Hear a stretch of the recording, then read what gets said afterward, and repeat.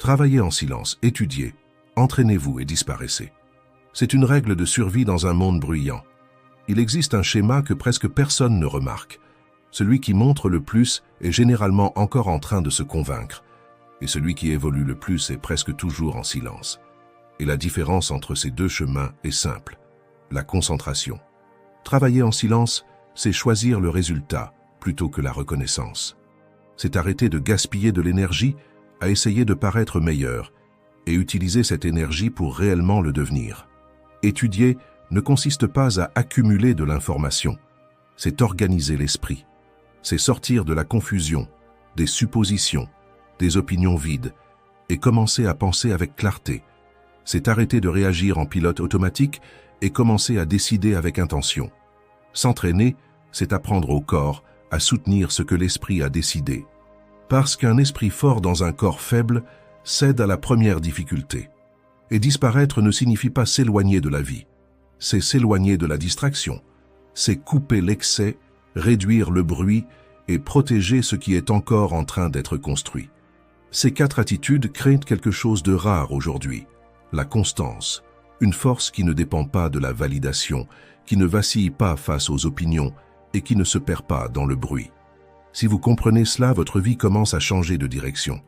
Parce que dans cette vidéo, vous allez apprendre 5 règles stoïciennes d'études, pratiques, directes, que vous pouvez appliquer dès aujourd'hui pour prendre le contrôle de votre esprit. Alors faites ceci. Décidez maintenant que vous n'allez pas seulement regarder. Écrivez ici « J'entre en mode construction » et restez avec moi jusqu'à la fin. Parce que ce que vous allez entendre ici peut être exactement ce qu'il vous manquait pour sortir de l'immobilisme. Maintenant, commençons. Règle 1. Étudiez pour développer votre intelligence. Vous vous êtes déjà arrêté pour penser que si l'on vous enlève tout aujourd'hui, l'argent, le statut, l'apparence, les relations, ce qui reste, c'est ce que vous avez dans l'esprit, ce que vous êtes capable de comprendre, de raisonner, de résoudre. C'est comme se retrouver seul face à un problème réel, sans aide, sans distraction, seulement vous et votre manière de penser. Vous avez quelque chose qui vaut de l'or en vous. Votre cerveau est une décision de vie. Soit vous grandissez de l'intérieur, soit le monde grandit au-dessus de vous. C'est comme entrer dans un combat sans entraînement. Peu importe votre force, vous serez dominé par celui qui a mieux réfléchi avant d'agir. Et ici, je vais être direct. Beaucoup de gens veulent gagner plus, vivre mieux, être respectés, mais ne veulent pas payer le prix de s'asseoir, d'étudier et de réfléchir vraiment. Les stoïciens savaient que le plus grand patrimoine d'un être humain est un esprit entraîné. Sénèque disait que personne n'est pauvre s'il possède la richesse de la pensée. Le monde peut vous trahir, le système peut être injuste, les gens peuvent vous décevoir, mais ce que vous apprenez et assimilez, personne ne peut vous l'enlever. Parce que la connaissance ne prend pas de place à l'extérieur, elle devient une partie de la manière dont vous voyez tout. Mais aujourd'hui, on confond étudier avec consommer du contenu. Vous regardez des vidéos, des extraits, vous sauvegardez des publications, vous écoutez des podcasts, et vous avez l'impression d'apprendre, mais au fond ce n'est que de l'information qui passe, pas de la connaissance qui reste. C'est comme regarder quelqu'un s'entraîner tous les jours et croire que votre corps a changé aussi. Vous avez suivi, mais vous n'avez rien construit. Étudier, c'est autre chose. Étudier, c'est rester avec le contenu jusqu'à ce qu'il vous dérange. C'est lire, noter, questionner, appliquer. Et cela fatigue. C'est pour cela que presque personne ne le fait. Parce que penser demande un effort. Et la plupart préfèrent une distraction confortable à une croissance inconfortable. Laissez-moi vous poser une question. Combien de fois avez-vous dit « Lundi, je commence à étudier sérieusement » ?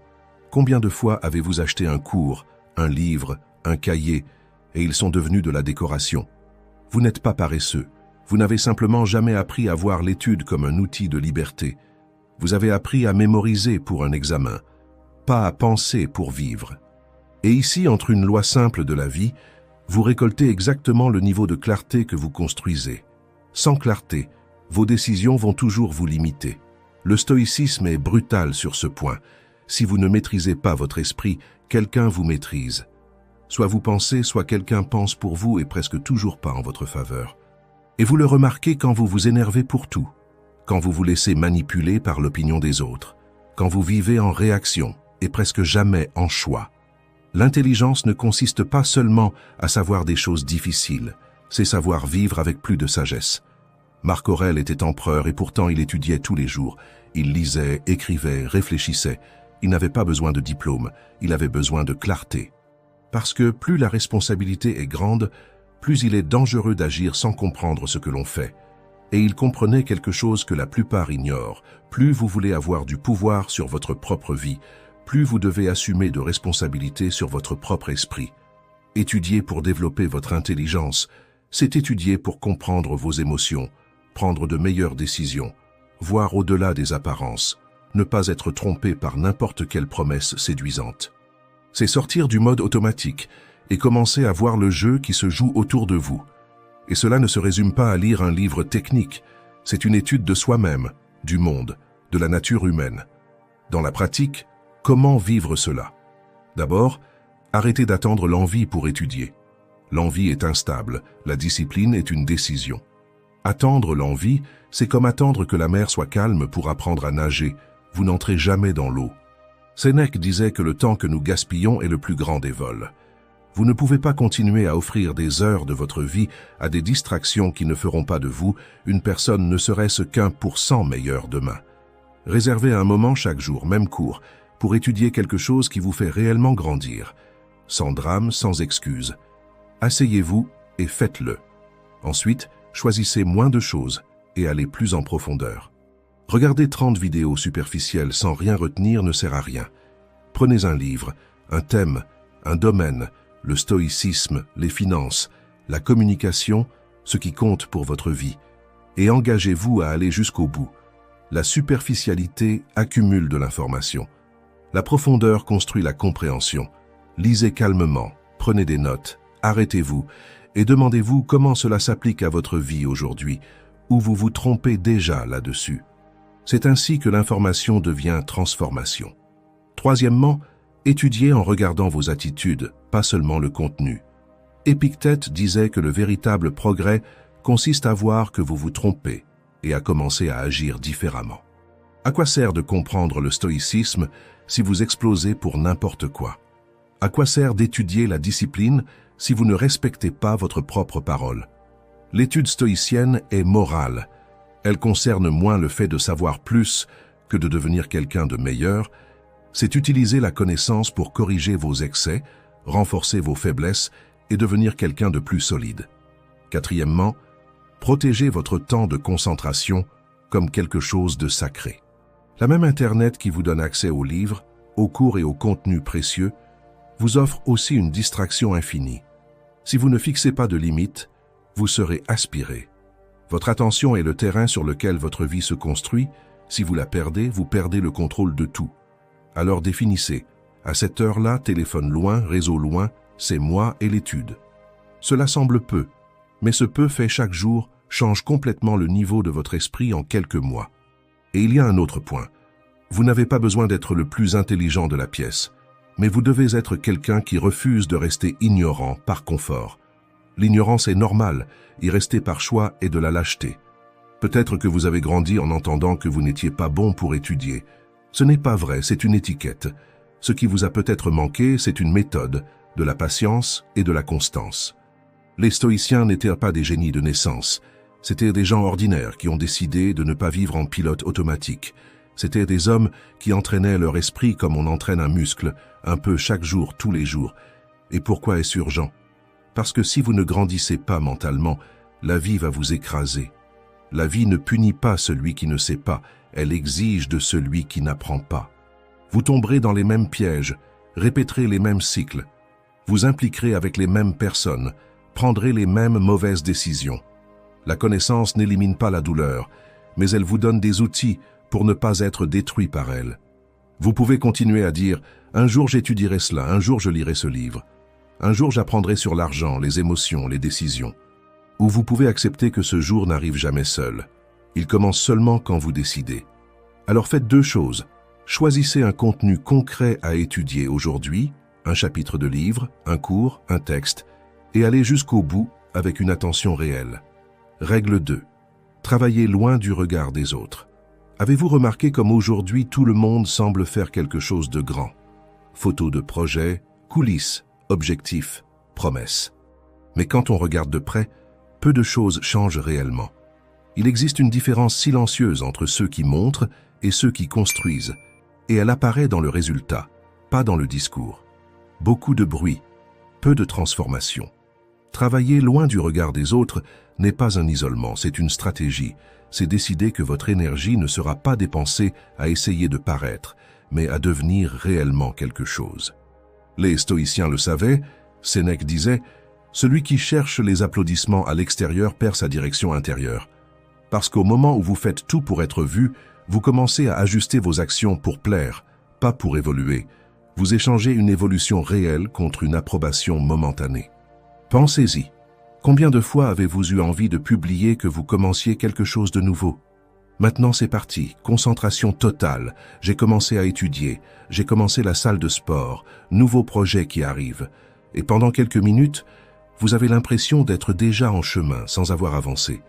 Tout cela parce que vous avez reçu la reconnaissance avant de construire le résultat, et cela trompe le cerveau, comme si le travail était déjà fait.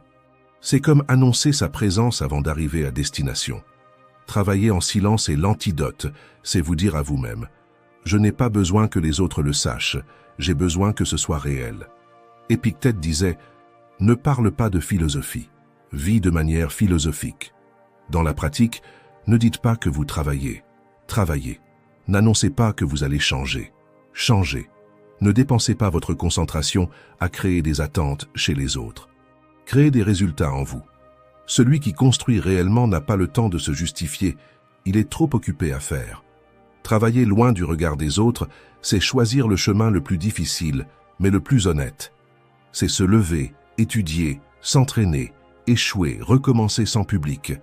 C'est protéger ce qui est encore fragile, parce que tout ce qui est au début ne supporte pas une exposition constante. Marc Aurèle écrivait ses méditations pour se surveiller intérieurement, pas pour apparaître. Il était empereur et pourtant il écrivait que ta philosophie apparaisse dans tes actions, pas dans tes paroles. Vous ne gouvernez peut-être pas un empire, mais vous gouvernez votre propre vie, et elle demande du focus, pas de l'exposition. Aujourd'hui, on a l'impression que si vous ne publiez pas, vous n'existez pas. Si vous ne montrez pas, on pense que vous ne faites rien. Et c'est là que beaucoup se perdent. Ils commencent à vivre pour paraître actifs, au lieu d'avancer réellement. Vous vous sentez obligé de prouver que vous avancez. Mais la vérité est simple. Ceux qui comptent vraiment ne suivent pas votre routine. Ils perçoivent votre transformation. Tout cela ne consiste pas à disparaître du monde, mais à disparaître du besoin de validation constante. C'est cela le caractère. C'est cela la discipline. C'est cela la vraie force. Dans la pratique, arrêtez d'annoncer tout ce que vous allez faire. Vous voulez un projet? Commencez. Vous voulez changer de domaine? Étudiez. Vous voulez transformer votre corps? Entraînez-vous sans spectacle. Laissez le résultat interrompre le silence ensuite. Créez un espace sacré de travail invisible pour le monde, que ce soit votre chambre, votre bureau, une bibliothèque. Quand vous y entrez, l'accord est simple. Ici, je ne cherche pas l'approbation, je construis mon évolution. Tout n'a pas besoin de devenir du contenu, certaines choses doivent rester uniquement à vous. Acceptez que personne n'ait besoin de comprendre votre phase de construction. On dira que vous avez disparu, que vous êtes étrange, laissez-les parler. Vous ne construisez pas pour être compris, vous construisez pour ne plus redevenir celui que vous étiez. Maintenant, soyez honnête avec vous-même. Vous voulez être la personne du « cette fois c'est la bonne » ou la personne qui agit, construit et revient transformée. Si cela vous a touché, ne l'ignorez pas. Peut-être que vous dépensez trop d'énergie à prouver et pas assez à construire. Peut-être que la paix que vous cherchez se trouve justement dans le fait d'arrêter de vous exposer et de commencer à vous développer en silence. Vous n'êtes pas une annonce, vous êtes un processus. Et le processus n'est pas toujours beau. Il est désordonné, lent, rempli d'essais et d'erreurs. Il ne reçoit pas d'applaudissements immédiats, mais il construit quelque chose que personne ne peut vous enlever. Votre priorité, à partir de maintenant, n'est pas d'apparaître, c'est d'évoluer. Règle 3. Entraînez-vous pour renforcer vos qualités. Vous êtes-vous déjà arrêté pour réfléchir à tout ce qu'il y a de bon en vous? Vous êtes plus fort que vous ne l'imaginez, plus intelligent que vous ne vous en donnez le crédit, plus capable que ce que votre esprit insiste à vous faire croire. Vous avez de vraies qualités. peut-être de la discipline dans certains domaines, de l'empathie, du sens des responsabilités, du courage, de la résilience. Mais une qualité sans entraînement ne tient pas, et c'est là que la plupart des gens se trompent. Quand je dis « entraînez-vous pour renforcer vos qualités », je ne parle pas seulement du corps, de la salle de sport et des muscles. Je parle du caractère, du contrôle émotionnel, du courage, de la concentration, de la constance. Parce que tout ce que vous n'entraînez pas s'affaiblit, et tout ce que vous répétez finit par vous dominer. Si vous n'entraînez pas ce que vous avez de bon, ce que vous avez de mauvais prend le contrôle. Les stoïciens comprenaient cela en profondeur. Marc Aurèle savait qu'il pouvait être juste ou tyrannique, calme ou impulsif, ferme ou faible. La différence ne se trouvait pas dans ce qu'il était, mais dans ce qu'il renforçait chaque jour. La logique est simple. Vous n'êtes pas seulement ce avec quoi vous êtes né, vous êtes ce que vous répétez. Et voici le point qui change tout. Vous êtes déjà en entraînement, même sans vous en rendre compte. Quand vous fuyez des conversations difficiles, vous entraînez la lâcheté. Quand vous remettez tout à plus tard, vous entraînez la procrastination. Quand vous explosez pour n'importe quoi, vous entraînez l'impulsivité. Ce n'est pas que vous êtes ainsi, c'est que vous pratiquez cela tous les jours. Épictète l'a résumé de manière directe. Tout ce qui se renforce par l'exercice. Vous voulez de la patience? Il va falloir pratiquer la patience. Vous voulez de la discipline? Il va falloir tenir vos engagements. Vous voulez du courage? Il va falloir agir même avec la peur. Il n'existe pas de construction intérieure sans répétition extérieure. Si vous entraînez le négatif sans vous en rendre compte, vous pouvez aussi entraîner le meilleur avec intention. Vous avez déjà en vous les graines de beaucoup de choses positives. Peut-être supportez-vous beaucoup en silence. Cela peut être une force si elle est bien orientée. Peut-être avez-vous une facilité à écouter. C'est de l'empathie si elle est bien guidée. Peut-être avez-vous un esprit rapide. C'est de l'intelligence si elle est bien entraînée. Ce qui manque, ce n'est pas la capacité, c'est la direction et la constance. Alors revenons au concret. Entraîner la discipline dans les petites choses ne commence pas par « je vais changer toute ma vie ». Cela commence par quelque chose que vous pouvez maintenir même sans motivation. Je vais étudier 30 minutes par jour. Je vais m'entraîner 3 fois par semaine. Je vais faire mon lit en me levant et surtout, je vais tenir, même sans envie. La discipline ne naît pas de l'enthousiasme, elle naît de l'exécution. Sénèque disait que les grandes transformations commencent par de petites actions répétées. Chaque fois que vous faites ce que vous avez dit que vous feriez, vous renforcez la qualité la plus importante de toutes, être quelqu'un en qui vous pouvez vous-même avoir confiance. Maintenant, entraînez le calme dans les situations simples. Vous ne serez pas solide face aux grands problèmes si vous vous perdez dans les petites irritations.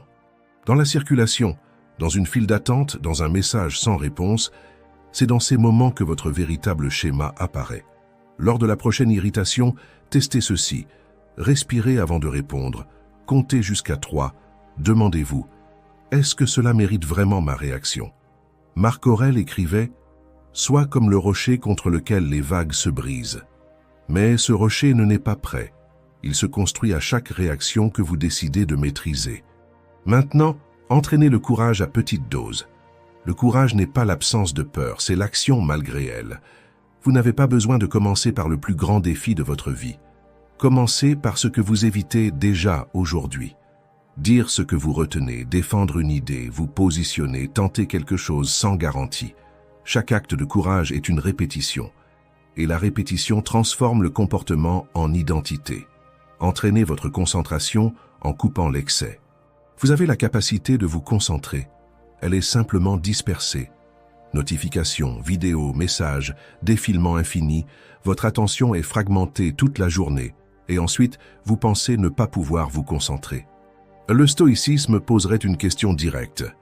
Est-ce que cela vous rapproche de la personne que vous voulez devenir? Entraîner la concentration, c'est étudier sans toucher au téléphone, s'entraîner sans tout filmer, travailler sans vérifier les réseaux sociaux toutes les 5 minutes. Ce n'est pas du radicalisme, c'est une direction consciente de votre attention. C'est vous qui décidez où votre esprit reste. Maintenant, entraînez la constance en acceptant l'ennui. Les qualités les plus fortes naissent dans la partie la plus monotone du processus. Ce n'est pas les jours de motivation, ce sont les jours de fatigue. Épictète rappelait « Un athlète ne devient pas athlète en regardant. Il devient athlète en répétant le même mouvement jusqu'à ce que cela devienne naturel. La constance, c'est cela. Étudier quand vous n'en avez pas envie, s'entraîner sans motivation, continuer sans résultat immédiat. C'est à ce moment que vous cessez d'essayer et que vous commencez à devenir. Et il y a un détail important, renforcer vos qualités ne signifie pas devenir une machine froide. C'est protéger ce qu'il y a de meilleur en vous pour que cela ne soit pas déformé. Si vous êtes bon, mais que vous ne vous affirmez pas, vous devenez quelqu'un que les autres exploitent. Si vous êtes responsable, mais que vous ne vous reposez pas, vous devenez quelqu'un d'épuisé.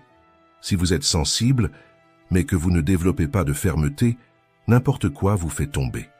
Une qualité sans équilibre devient une faiblesse déguisée. Entraînez vos qualités, c'est ajuster cela avec conscience. Les stoïciens n'étaient pas des surhumains. C'étaient des personnes ordinaires qui ont compris leurs capacités et ont su les développer. Et vous pouvez faire la même chose. Aujourd'hui, choisissez une qualité que vous voulez renforcer. Discipline, courage, patience, concentration ou fermeté. Ensuite, définissez une action concrète et exécutez-la, sans plan parfait, seulement une action réelle.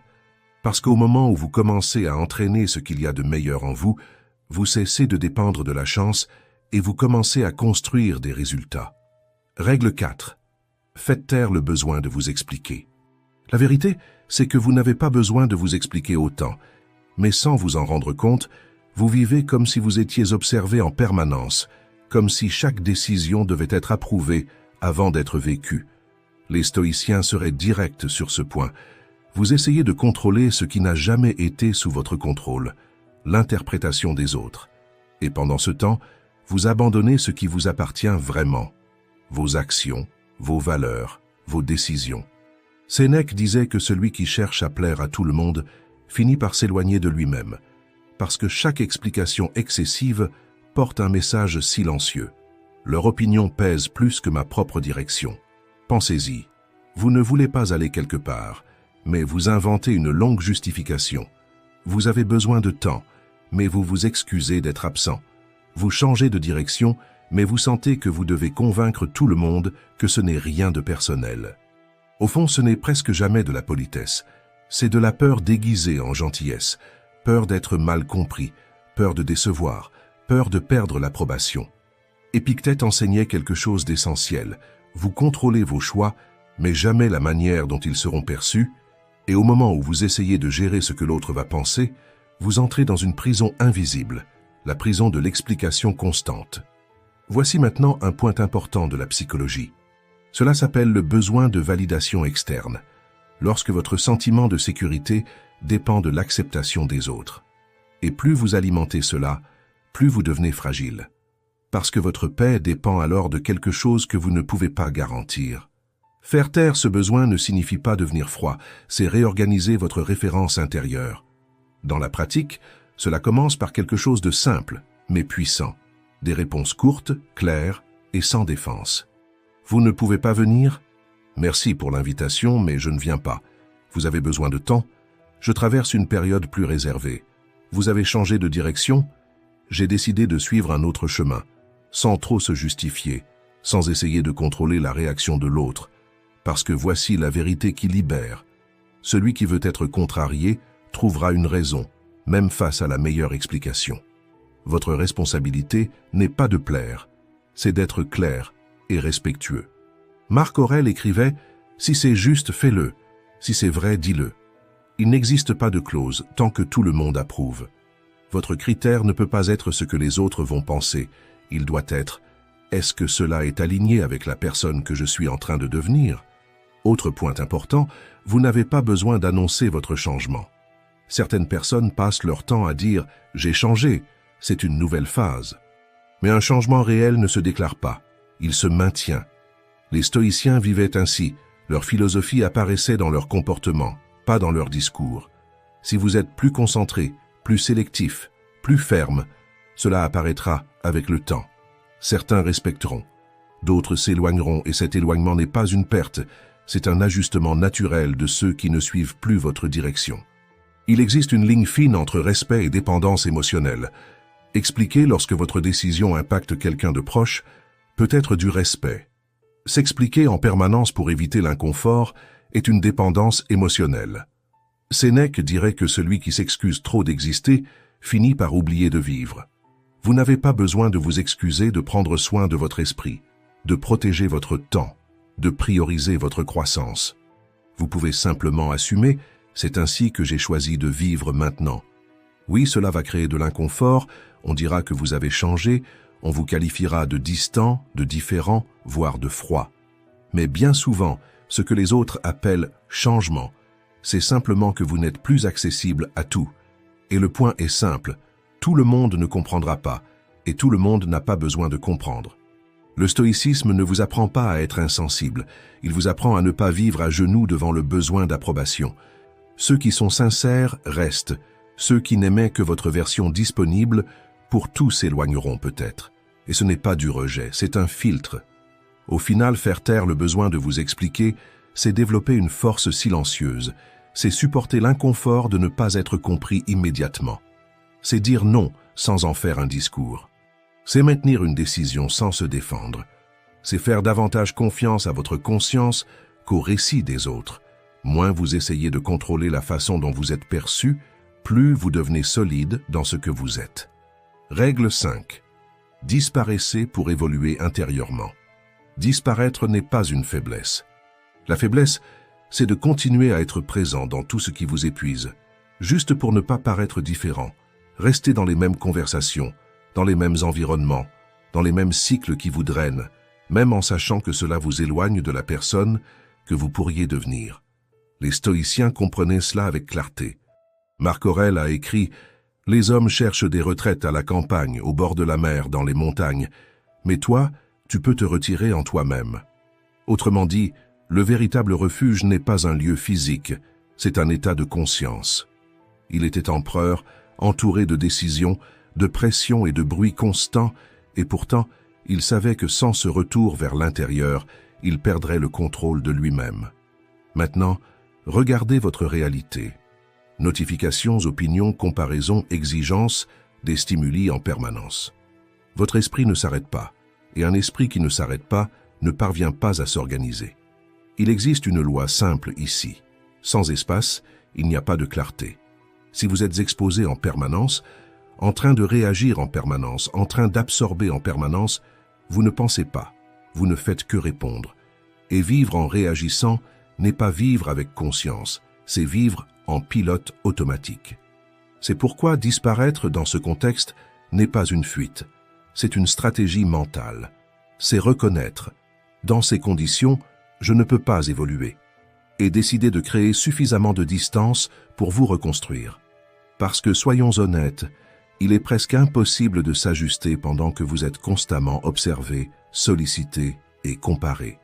Si chaque pas devient une opinion, si chaque erreur devient un jugement, vous commencez à vous protéger plus qu'à évoluer. Et celui qui vit en se protégeant ne grandit pas. Il se maintient simplement. L'évolution intérieure est silencieuse et tout le monde ne mérite pas d'avoir accès à cette phase. Sénèque disait « L'âme se renforce lorsqu'elle est capable de rester avec elle-même. » Si vous ne supportez pas d'être seul, le problème n'est pas la solitude, c'est la rencontre avec vous-même. Alors comprenez cela avec maturité. Disparaître parfois, c'est se regarder et se dire « Je vais m'éloigner un moment du bruit pour me rappeler qui je suis sans interférence. » Maintenant, ramenons cela à la pratique. Que signifie réellement disparaître pour évoluer intérieurement? Ce n'est pas disparaître de la vie, c'est réduire l'excès qui occupe votre esprit. Moins d'exposition, moins d'explication, moins de besoin de validation. Arrêtez de tout publier, réduire les conversations qui n'apportent rien, ne pas répondre à tout immédiatement. Tout ne demande pas votre présence instantanée. Épictète enseignait « Tu n'as pas besoin d'être partout. Tu dois être pleinement présent dans ce que tu choisis. » C'est cela la focalisation émotionnelle. Disparaître, c'est aussi s'éloigner des attentes des autres. Parce que beaucoup de personnes ne se relient pas à qui vous êtes, elles se relient à la version qu'elles ont créée de vous. Celui qui est toujours disponible, celui qui fait rire, celui qui ne dit jamais non. Et lorsque vous changez, la réaction arrive. Tu es étrange. Tu as disparu. Tu n'es plus le même. Et pour la première fois, c'est vrai. parce que l'objectif est justement celui-ci, ne plus être le même. Disparaître ici, c'est s'éloigner de la pression de devoir correspondre, pour découvrir qui vous êtes, sans avoir à jouer un rôle. Maintenant, il y a un point psychologique important ici. Votre esprit a besoin de traiter, sans pause. Il n'y a pas d'organisation interne. C'est comme essayer de ranger une maison avec des gens qui entrent et sortent en permanence. Cela ne fonctionne pas. C'est pourquoi vous avez besoin d'une méthode simple, la décharge mentale. Prenez un carnet sans filtre, sans esthétique, sans préoccupation. Écrivez ce qui est dans votre tête. Des pensées dispersées, des inconforts, des doutes, des peurs. Cela allège l'esprit et transforme la confusion en clarté visible. En psychologie, on appelle cela l'externalisation cognitive. Vous sortez ce qui vous domine intérieurement et vous le placez devant vous, et lorsque vous voyez, vous comprenez mieux, et lorsque vous comprenez, vous agissez mieux. Disparaître, c'est aussi créer de l'espace pour recommencer, sans avoir à expliquer chaque pas, sans avoir à valider chaque décision. Parfois, vous devez ajuster votre routine, vos habitudes, vos priorités loin du bruit qui vous ramènerait à l'ancien schéma. C'est pourquoi disparaître est stratégique. Vous vous éloignez, vous réorganisez, vous vous renforcez, et seulement ensuite vous revenez, plus stable, sans être dépendant de l'approbation. Les stoïciens ne cherchèrent pas à paraître constants. Ils étaient engagés à être constants avec eux-mêmes. Et si cela exigeait du retrait, ils se retiraient. Mais il y a une précaution importante ici. Disparaître ne signifie pas s'abandonner, c'est se choisir avec plus de conscience. Ce n'est pas un isolement par peur, ce n'est pas un silence par orgueil, c'est une solitude avec intention. Sénèque disait « Emporte avec toi un homme de bien à l'intérieur de toi ». Autrement dit, lorsque vous êtes seul, soyez une bonne compagnie pour vous-même. Ces 5 règles ne sont pas seulement de la théorie, ce sont un système qui soutient votre évolution. Et à partir de maintenant, vous n'avez plus besoin de chercher des réponses à l'extérieur, vous avez déjà une direction. Le prochain pas est simple, commencez. Si cette vidéo vous a aidé à voir les choses sous un nouvel angle, laissez un like, abonnez-vous, commentez et partagez. Ici, nous continuons à nous renforcer et à apprendre. Merci d'avoir regardé.